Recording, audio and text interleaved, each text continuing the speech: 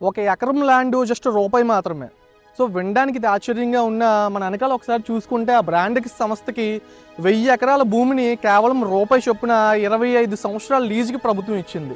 అలాగే ఇటువంటి ఇన్ఫ్రాస్ట్రక్చర్ కూడా రోడ్లు కావచ్చు, కరెంట్ స్తంభాలు కావచ్చు, ఇలా దాదాపు 227 కోట్ల రూపాయలు ప్రభుత్వం పెట్టుబడి పెట్టింది ఈ కంపెనీలో. సో అలా పెట్టడానికి కారణం ఏంటి అంటే ఆ కంపెనీ చేసిన ఒక ప్రామిస్.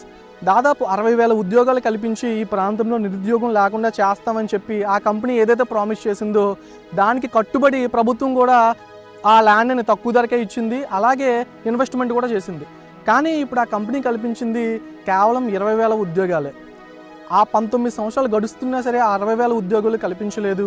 అలాగే వాళ్ళకి ఇస్తున్న జీతాలు కూడా చాలా నామమాత్రంగా ఉన్నాయని చెప్పేసి విమర్శలు వస్తున్నాయి. అయితే ఇప్పుడు పాయింట్ ఏంటి అంటే దాదాపు 850 ఎకరాలు ఈ కంపెనీ పెట్టుకోవడానికి భూమిని త్యాగం చేసిన దుప్పుతూరు గ్రామం ఏ విధంగా ఉందో మనం ఒకసారి వెళ్ళి పరిశీలిద్దాం.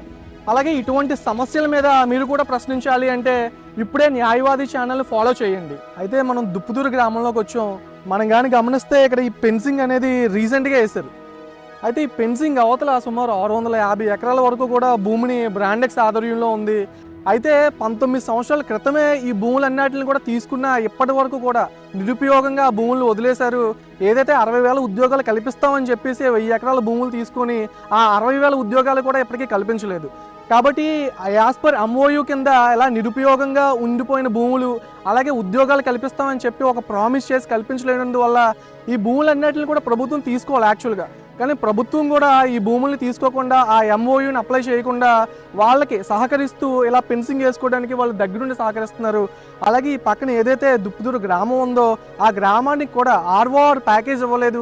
ఇక్కడ నుంచి షిఫ్ట్ చేయలేదు బయటికి. ఇక్కడ పాపం వాళ్ళు గత 19-20 సంవత్సరాల నుంచి కూడా ఆ ఇల్లుల్ని సరైన ఇల్లులు పక్కా ఇల్లులు నిర్మించుకోలేకపోతున్నారు. అలాగే ఈ కాలుష్యం బారిన పడి చాలా తీవ్ర ఇబ్బందులు పడుతున్నారు. సో వీళ్ళకి ఏదైతే ఈ చుట్టుపక్కల ఈ SEZకి ఇచ్చిన కంపెనీలు అన్నిటికీ కూడా ఇచ్చిన భూములు ఉన్న విలేజెస్ అన్నిటికీ కూడా స్పెషల్గా SEZ కాలనీ కల్పించి ఇక్కడ నుంచి తరలించారు. కానీ ఈ ఒక్క గ్రామాన్ని కూడా ఇక్కడే వదిలేశారు. ఈ కాలుష్యం మధ్య అలా నలిగిపోతుంది. ఈ బ్రాండ్కి సంస్థ కూడా ఊరి చుట్టూ ఫెన్సింగ్ వేసి వీళ్ళకి దారి కూడా లేకుండా చేసే ప్రయత్నాలు అనేది ఇక్కడ జరుగుతున్నాయి.